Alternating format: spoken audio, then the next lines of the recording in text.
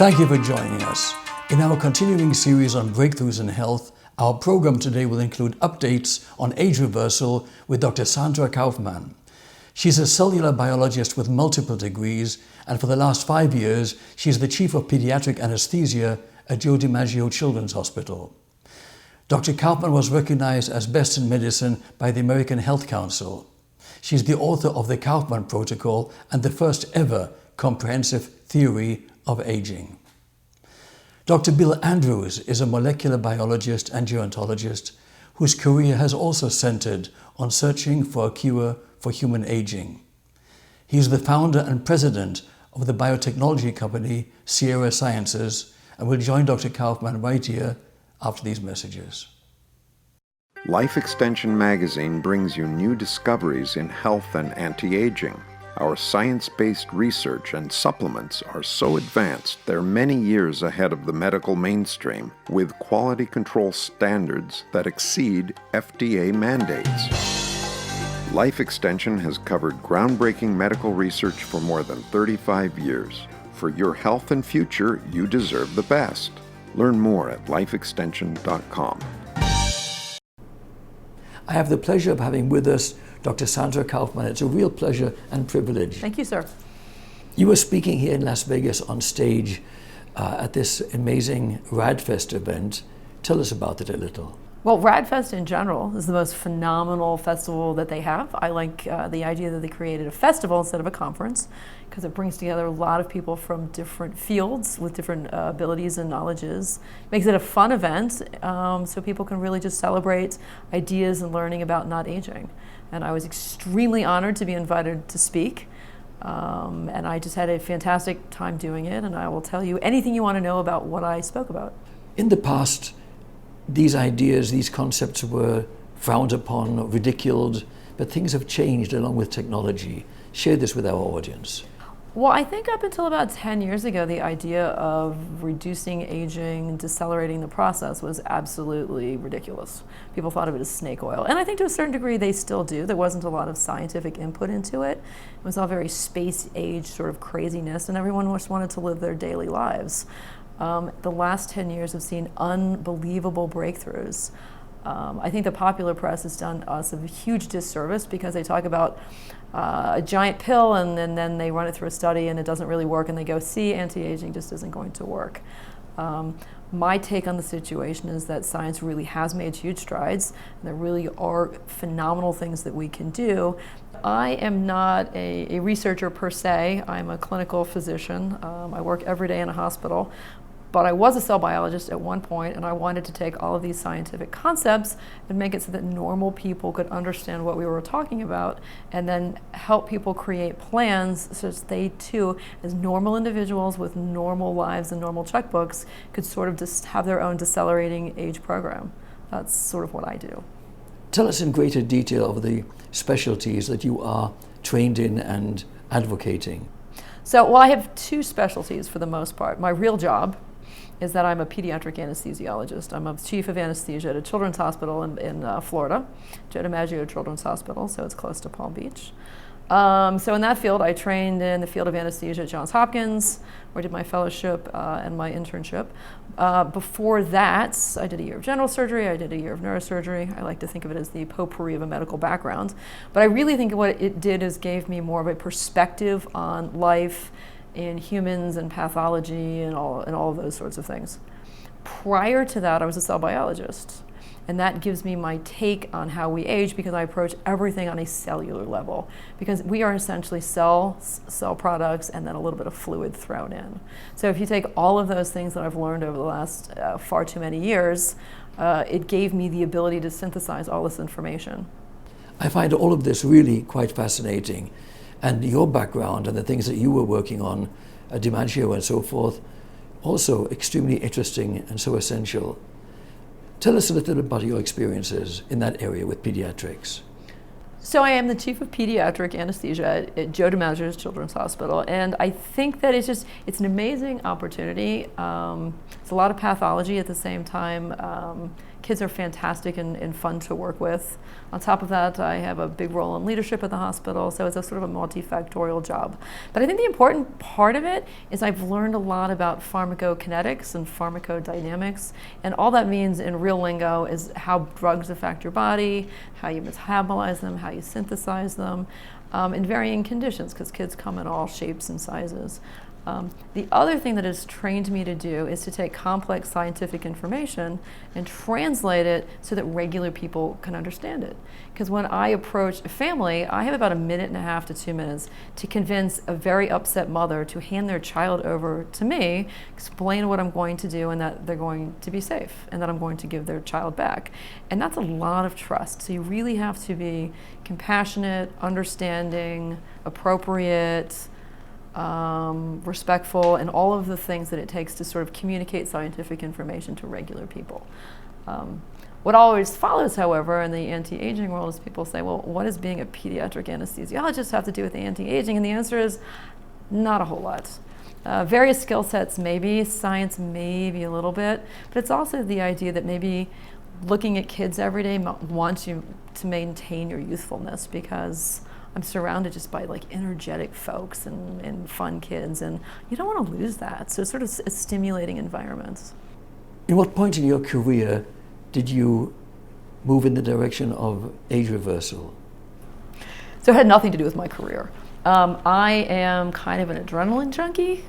I'm a rock climber. I climb 5, 10, 11 cliffs all the time. And plus I like to hike crazy mountains. I went to Everest Base Camp a year or so ago. I've hiked the southern Patagonian ice flats, rock climbing in Oman and Germany and all these crazy things. And I was 44, 45, and I was hanging off a cliff somewhere, I don't remember where. And I'm surrounded by 30-year-olds. And I thought, I'm gonna be doomed at some point. You know, I can hang now, literally and figuratively. But at some point, I'm gonna get old and I'm not gonna be able to do this. And I thought, that's just tragic. I love my life. I love doing this. It's fun. What could I possibly do to fix it? So that's when I sort of started down this path of trying to figure it out. How interesting. A physician such as yourself climbing rocks. Hard to visualize. It's just fun. Have you ever climbed a rock? No. You should. When you were a kid, did you climb trees? I jumped out of planes and I hated it. Yeah, that sounds horrible. No. Jumping out of a plane means you're trusting that someone packed your parachute and then you go, ah, and then you hope you don't crash and burn. Climbing a rock is about your own body and figuring out how to read something. And it's a body puzzle. And you have to focus and everything else has to go away. So it's sort of like yoga in a way. It's like strength yoga, but it's super fun. And you get to pretend like you're a little kid. Interesting. Please share with our audience some of the highlights of your address here at RAADfest. Oh my gosh, this has been so much fun. So what I talked about today is based on a book that I wrote. It's called the Kaufmann Protocol, i.e. me, because it was my protocol. And it's called Why We Age and How to Stop It, which is a really boring title, except that it's exactly what it is. So the book is kind of complex, about 300 or so pages. I try to mix it up. Some of it's very academic, some of it has really bad jokes to sort of keep people entertained. But the idea is that your cells age for 7 reasons, and I go through each of those 7 reasons. And then I developed a rating system so that people could sort of figure out how to defeat each of those 7 reasons. So boiling all of this down to a 15-minute talk was a little complicated, so I tried to hit the highlights. And the highlights are essentially, I went over the 7 tenets of aging, which I'm happy to share with you if you'd like, and then explaining how to rate a system, and then explaining how people can create their own anti-aging program, because everyone's different. Everyone has their medical issues and their goals and their life concerns and such. And so the idea is everyone should have a program, but it doesn't have to be the same for everybody. This is really most fascinating, and I'd like us to continue, but we have to pause for these commercial messages. We'll be right back. We're back with Dr. Kaufmann, and joining us is Dr. Andrews. A real pleasure to have you with us, Bill. Glad I could join you. So many Bills. We have Bill Faloon handy nearby, and you. And it's such an amazing event, this RAADfest. Please share with our audience a little bit as to what your impressions are as we conclude this RAADfest 2019. I think RAADfest is probably the best place that anybody could learn to how to live healthy as long as possible. I mean, we have at this conference all the best doctors. We make a real big effort. When I say we, I'm on the steering committee that helps put this conference together. We make a really big effort to try to keep the charlatans away from conferences like this, so that you really hear from the experts. And I'm not just a speaker. I sit in the audience. I think I've attended every single talk at this conference this year, and I've been blown away with the things I've learned. So I think this is a very, very impressive conference. Everybody should really go to. What would you add to that, Sandra? I think that pretty much sums it up. I am so impressed. This is my second year being here. The information you walk away with is absolutely astounding. The people here are out of this world. On top of that, I think that they sort of cater to not only the scientific community, but the community at large. And so I think everyone can take something away from this festival. I've been here for 4 years. You know, this is my 4th RAADfest, and it just keeps getting better and better. I actually met Dr. Kaufmann here, Sandy. I call her Sandy, but I met her at the last RAADfest, and she wasn't a speaker, but she had a booth and she was selling a book, and I got her book and I read it, and I was so blown away with the things that she knew about anti-aging and the best supplements and stuff like that, that I made certain that she was a speaker this year. I got her on, let's say I pulled a lot of strings to try to help get her be a speaker here, and I think she needs to be like a regular on this conference line. Well, I was going to interrupt just a little bit. It wasn't exactly that easy, because I had to chase this man around the conference hall with a book in my hand, like, please read this, and he had that look of someone that gets chased around a lot. So I kind of antagonized him. I said, I understand you're not really going to read this book.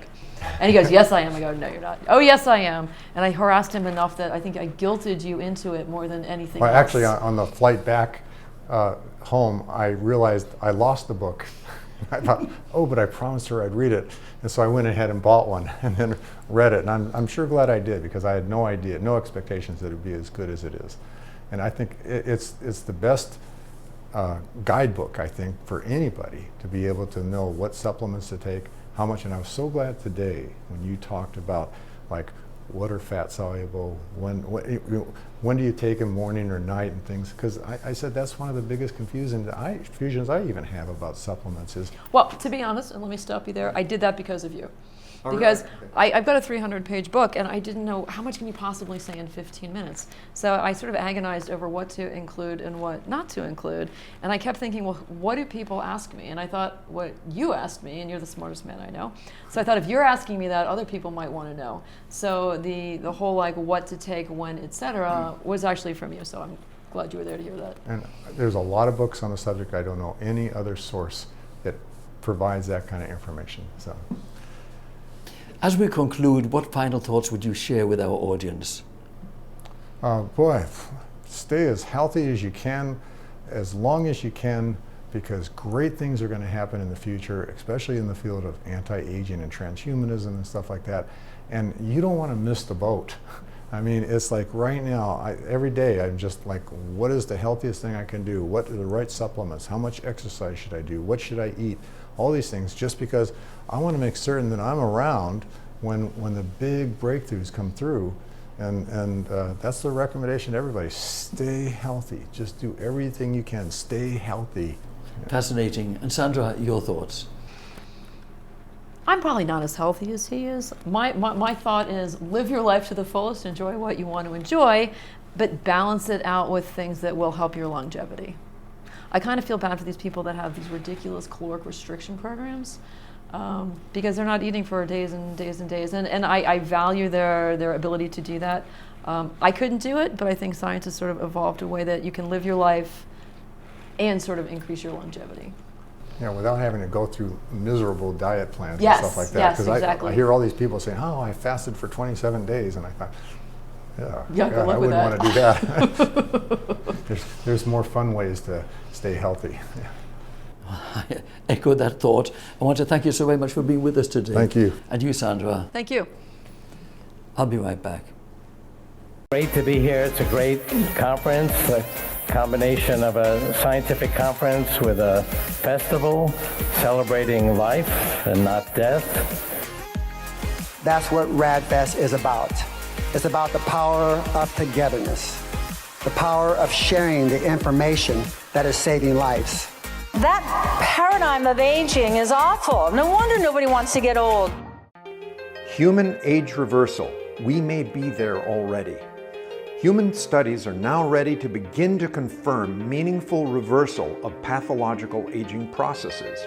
These clinical trials aim to alter older humans so that they function as much younger individuals. Even modest success will result in a paradigm shift that will impart enormous societal benefits, such as sparing Medicare from insolvency.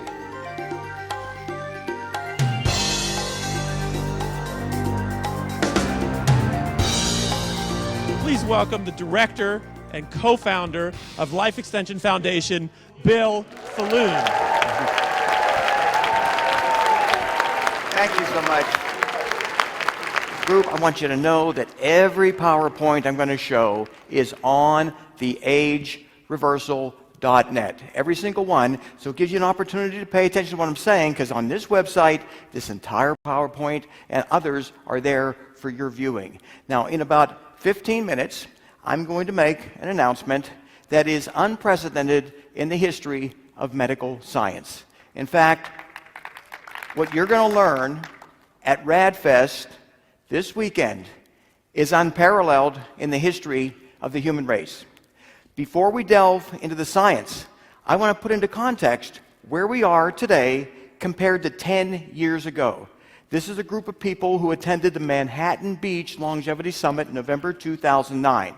We gathered this group of mostly scientists to identify just one intervention that could reverse a pathological aging mechanism. We were just seeking something, one way for us to grow a little younger, because we were all, unfortunately, aging to death. So we had a really nice logo made, Nuke Aging, and we used Manhattan Beach Project to make it analogous to the Manhattan Beach Project in Los Alamos, New Mexico. We were in a hurry. So the goal, one intervention to reverse aging. We've got 55 mostly scientific people together. There was no registration fee for this, by the way. Life Extension paid for the hotel, the travel, the meals, everything. We paid $60,000 to get this group of scientists together because, hey, we were aging to death and nothing could be done to reverse it. And after 3 straight days, absolutely nothing. Nothing that we could validate that could make an older person grow biologically younger. That was the harsh reality. It was total desperation 10 years ago at the Manhattan Beach Conference. Absolute disaster. Move forward to 2019. And you got the covers of prestigious scientific magazines talking about a cure for biological aging. And it has a lot to do with what I'm going to tell you about tonight. A cure for biological aging. 2009, nothing. And look at where we are. You go to the airport, you may see this Time magazine special edition. It's all about rapamycin and a number of other therapies that you are familiar with. And what they say in this magazine is that aging is no longer a dreadful inevitability. It's just a puzzle that can be solved, just like a disease. And look at what we're doing right now. This puzzle, that involves 10 different age reversal interventions that our Life Extension Group, the Age Reversal Network, a number of other charities, we have studied some of these, or all of them in one way or another, in humans, and we're seeing results. So what is being talked about in the media is being done right now by people in this room. It's absolutely spectacular. And the concept of living for an indefinite period of time, it's now appearing in prestigious scientific journals. The reporters talk to the scientists who are making aging in reverse in the laboratory. They're talking to me about what we're doing with human studies, and they're realizing that people are going to start living a real long time.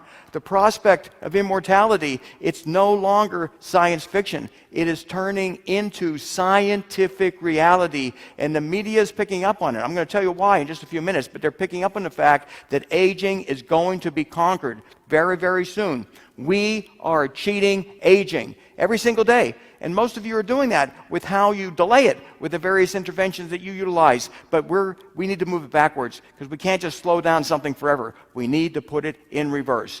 Now, if you look at where we were, wow, a terrible time 10 years ago. Move forward just 10 years. major advances that occurred. Major advances. And we're looking at the conferences right now. If you wonder why there's not 5,000 people in this room, by the way, well, there are 30 rated longevity conferences around the country, around the world, and those conferences are listing RAADfest. And the money is pouring into venture capital firms and scientists' hands who are seeking to find a cure for aging. This girl, Laura Deming, she started when she was 23 years of age. She's now managing a portfolio of $37 million invested in a number of companies seeking to keep you alive indefinitely. We are robbing people from conventional companies. They're joining companies like Life Biosciences. They raised $75 million. Now that's as of March. I've heard tonight from Aubrey de Grey that they've been raising a lot more than $75 million. Their objective of raising all this money, find a way to reverse aging in all of us. That is their objective. And Alex Zavaronikov, this is an example of someone who never stops working to find a cure for aging. I've known him for a number of years. Back about 4 or 5 years ago, our Life Extension group invested about $140,000 into his In Silico Medicine group. And since then, he's raised many more millions. And just recently, he's raised $37 million to do all types of research. And I point this out because $140,000 a couple of years ago, it was a significant amount, but he's transformed that into something much bigger. And it shows how a little bit of money now can grow into something absolutely huge. Absolutely huge. And the all-time leader at the moment as far as fundraising, Jim Mellon, he talked at RAADfest this year. His Juvenescence group has raised $165 million as of this date. And I also heard from people that he's gone well above that in fundraising. And he put $20 million of his own money into these technologies so that we can all live to be at least 150 years of age. So if you look at what's going on, how humanity has been able to expand, and by the way, this was the Wall Street Journal, just a couple months ago, reported that the number of people living to age 100 and above has doubled. Wow, absolutely doubled. A 2.5-fold increase in the number of people who are reaching that centenarian status and above. And look what they're projecting. By year 2030, there will be nearly a 5-fold increase in the number of Americans living to age 100 and above. And that is without the age reversal technologies you're going to learn about this weekend. Just with improvements in conventional medicine, we're going to have a record number of centenarians by year 2030. And it's going to go way beyond that. Now, I want to put some context into this. It's very important. From 1980 to 2000, there were massive improvements in the relative number of Americans living to age 100. But look at 2000. It started to drop. What happened around 2000? Well, obesity. We've got an epidemic of obesity. You look at the maps on the screen. 1994, there wasn't a whole lot of it. 2000, people started getting heavier and more diabetic. And then 2015, it's like a plague that swept the United States. That those dark red areas indicate the percentage of people diabetic and obese. It's an absolute travesty, and it's circumventing the ability of most people to enjoy a lot longer life. And as it relates to losing weight, I know it's challenging. We're going to help you out here a little bit, but your rate of cancer turns out is much higher than what they previously projected. They've always known obese people have greater cancer risk. This study just 2 months ago showed the risk of cancer far higher in obese individuals. And if you want to maintain healthy neurological function, well, if you're obese, you have a 3.5-fold increase in your risk of developing dementia. All kind of good reasons to want to shed belly fat or total fat. Good reasons. Now, I'm going to report a little bit on our rapamycin clinical trial. This was initiated about 1.5 years ago. The dosage was what we recommended here at RAADfest for people to consider, 5 milligrams of rapamycin just once a week. We recruited people from our age reversal network, and there were about 20 overweight people. 14 concluded. No one dropped out because of side effects, by the way. But here was the big problem. We had, unfortunately, major fires in California. And it caused their such stress that they couldn't really deal with their health because their houses were burning down. They were inhaling smoke. But what we were able to see in this rapamycin study were significant reductions in the visceral fat mass. Very, very important. If you're going to live to be 100 or older, you got to shed belly fat. And this dose of rapamycin showed those indications. And in people who were in the non-smoke affected areas who were in this trial, the rapamycin was demonstrating some indicators of age reversal. So this study is going to get published very soon, and then we're going to send it out to everyone in this room. But the good news is the rapamycin experimental dose of 5 milligrams just once a week, well tolerated, and yet we knew high stress. We found that high stress offset many of the benefits of this regenerative technique. So this is our revised stair-step approach to biological age control. Activate AMPK, and I bet almost everyone in this room is doing that one way or another. You're taking metformin. You're using curcumin, green tea, gynostemma pentaphyllum. You're using interventions to activate cellular AMPK, which is real good for you. Second step, senolytics. You want to reduce your senescent cell burden. The current gold standard protocol is dasatinib and quercetin, and a lot of you are doing that. I've done it a couple times since last year's RAADfest. We, of course, want to restore youthful NAD levels, and autophagy, that's that cellular junk that builds up inside our cells that Aubrey de Grey has talked about for decades. And the problem was we couldn't do much about it. Well, rapamycin helps to remove that cellular debris so that our cells can start functioning in a more youthful manner. So you go steps 1 through 4, and biologics. Well, those are exosomes, stem cells, stem cell mobilized plasma, all kinds of techniques to then truly rejuvenate you in a meaningful way. But steps 1 through 4, very important. And if we do all this, we think we're going to make it to 2030. CRISPR-Cas9 gene editing technology will then likely be the ultimate cure for biological aging. And I want to thank everyone for their support of life extension over the last 42 years. That's why we have RAADfest. I was able to get this up off the ground with Jim and so many others, with the people in Limited Group. So thank you very much, and I'll be looking forward to interacting with as many people as I can this weekend.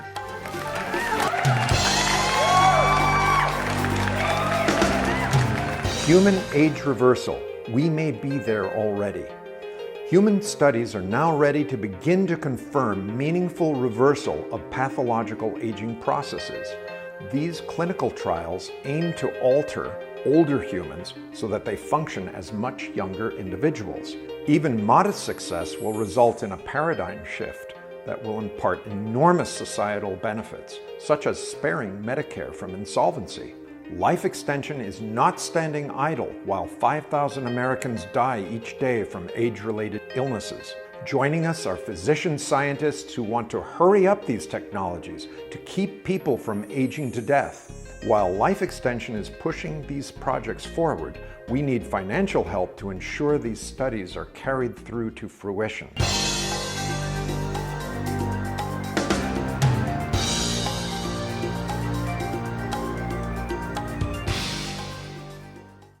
This concludes our special show for today. I'm Richard Peritz. Thank you for being with us.